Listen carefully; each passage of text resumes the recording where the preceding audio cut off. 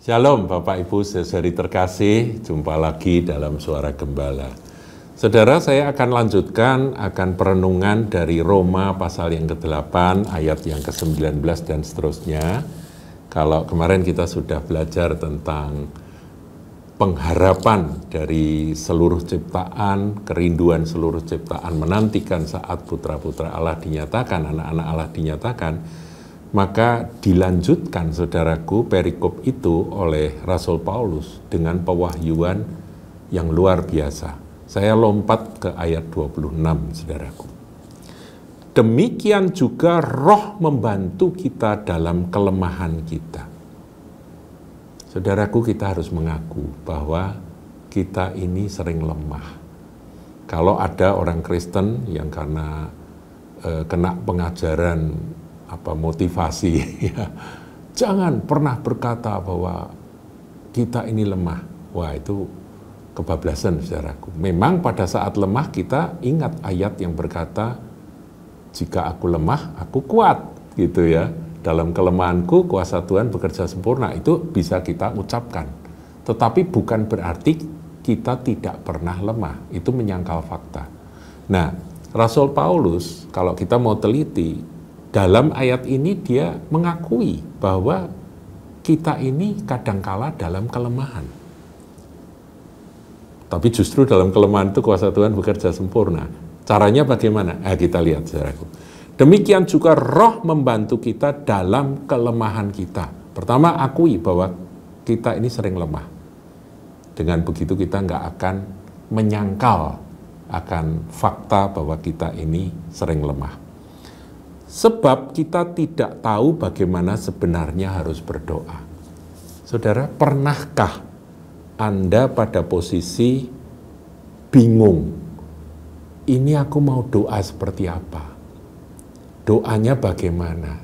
Kondisi, situasi, keadaan kok separah ini? Ini aku mau doa piye toh Tuhan, aku enggak ngerti. Pernah enggak, saudara, seperti itu? Itu satu kebuntuan dari akal budi kita. Aku ini harus doa seperti apa? Itulah yang dimaksud dengan kelemahan. Ini situasi batin loh, saudaraku. Sudah nggak ngerti harus berdoa seperti apa. Sebab kita tidak tahu bagaimana sebenarnya harus berdoa. Tapi kalimat berikutnya ini adalah jawaban. Tetapi Roh sendiri, yaitu karunia sulung Roh yang ada di dalam kita, Roh Kudus yang ada dalam kita, tetapi Roh sendiri berdoa untuk kita kepada Allah. Jadi di dalam diri saudara itu ada teman, ada sahabat, ada penolong yang berdoa kepada Allah dengan keluhan-keluhan yang tidak terucapkan. Artinya keluhan-keluhan yang nggak bisa diungkapkan dalam bahasa manusia, karena sudah nggak ngerti harus berdoa seperti apa. Nah, banyak yang menafsirkan bahwa keluhan-keluhan ini biasanya keluar dalam doa bahasa roh. Ya, bukankah Rasul Paulus di dalam 1 Korintus 14 itu katakan bahwa dalam ketika kita berbicara dalam bahasa roh, itu rohkulah yang berdoa, begitu ya. Roh kita dan Roh Kudus itu menyatu. Jadi bukan akal budiku yang berdoa, yang berbicara. Jadi dengan demikian, saudaraku, kalau Anda dalam kondisi kelemahan, akui, Tuhan aku lemah. Nah, ketika itu kita membangun akan relasi kita dengan Tuhan, dengan Bapa di sorga, yaitu dengan mengizinkan roh ambil alih. Mari Tuhan Roh Kudus bersama dengan rohku, bukan akal budiku, berdoa untuk kelemahanku ini, itu kondisi aku yang sedang lemah ini, kepada Bapa dengan keluhan-keluhan yang tak terucapkan. Kadangkala, saudaraku, dalam doa-doa itu bukan hanya sekedar bahasa roh yang terus begitu, tetapi menjadi sebuah keluhan yang keluar dari dalam pusat hidup kita ini. Suatu keluhan dengan tangisan, dengan ratapan.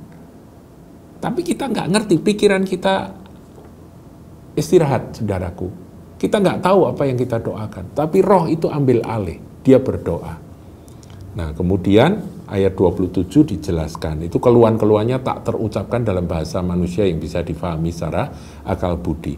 Keluhan-keluhan, kadang-kadang erangan, kadang-kadang jeritan, kadang-kadang teriakan di dalam doa-doa tersebut. Itu roh yang berdoa. Dan Allah yang menyelidiki hati nurani mengetahui maksud roh itu. Nah, ini dijelaskan oleh Rasul Paulus bahwa Allah itu adalah Allah yang menyelidik sampai sedalam-dalam hati kita, mengetahui maksud roh itu, bahwa ia, yaitu roh, sesuai dengan kehendak Allah. Wah, ini dahsyat. Doa kok iso pas sesuai dengan kehendak Allah, ini kan dahsyat banget. Bisa seperti itu kan luar biasa, saudaraku ya. Seperti apa ya, tepat persis. Doanya ini sesuai dengan kehendak dan mauku. Sesuai dengan kehendak Allah. Berdoa untuk orang-orang kudus, baik diri kita sendiri maupun orang-orang atau kelompok atau gereja atau siapa saja yang sedang kita doakan. Saudara sedang mendoakan akan orang yang Anda kasihi, tapi Anda tidak tahu harus berdoa seperti apa. Anda mengeluh, roh itu mengeluh di dalam diri Anda. Dan Allah yang menyelidiki hati nurani mengetahui maksud roh itu, bahwa ya, roh itu sesuai dengan kehendak Allah, berdoa untuk orang kudus. Orang kudus yang Anda doakan, atau diri Anda sendiri yang sedang Anda mengeluh untuk berdoa sesuatu karena ada persoalan yang berat. Jadi baik dalam syafaat maupun untuk diri kita sendiri, ini berlaku. Nah, ayat 28 itu adalah jaminan. Bunyinya demikian. Kita tahu sekarang bahwa Allah turut bekerja dalam segala sesuatu, mendatangkan kebaikan bagi mereka yang mengasihi Dia, yaitu bagi mereka yang terpanggil sesuai dengan rencana Allah. Nanti Tuhan akan mereka-reka situasi kondisi yang kelihatannya kacau balau, kelihatannya sudah gak ada jalan keluar, membingungkan, sampai kita mau berdoa seperti apa juga gak ngerti. Apa pakai peperangan rohanikah, atau pakai melawan iblis, mengikat dan melepas, ataukah kita pakai penyembahan, atau pakai apa, kadang-kadang atau semua teori kan keluar. Tetapi puncaknya adalah aku lemah, aku tidak tahu lagi Tuhan. Dan pada saat itu, saudaraku, Tuhan, Roh Kudus yang ada dalam diri kita, berdoa untuk orang-orang kudus, sesuai dengan kehendak Allah. Nah, setelah ada doa itu, jenis doa seperti itu, maka ayat 28, ya dan amin.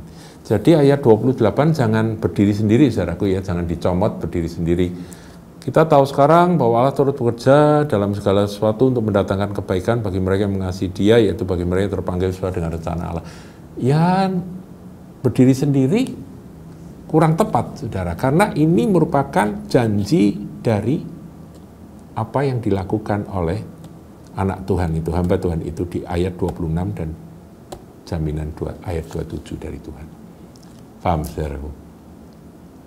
Nanti Tuhan ngatur yang ruwet, yang kacau, tiba-tiba ujung-ujungnya kebaikan. Karena Dia Maha Kuasa, penentu atas segala perkara itu ada di tangan Tuhan. Jadi dalam situasi apapun yang sudah membuat kita sudah nggak bisa berpikir, nih kok jadinya seperti ini, ya sudah. Kita percaya Roma 8:28 terjadi kalau kita melakukan ayat 26. Yaitu kita mengaku diri kita lemah, kita sudah nggak ngerti harus berdoa seperti apa, kita izinkan roh itu ambil alih, dan roh itu berdoa dengan keluhan-keluhan yang tak terucapkan. Dan itulah doa yang sesuai dengan kehendak Allah. Dan Allah bertindak. Tapi memang ada satu kata di ayat 28 yang perlu kita garis bawahi.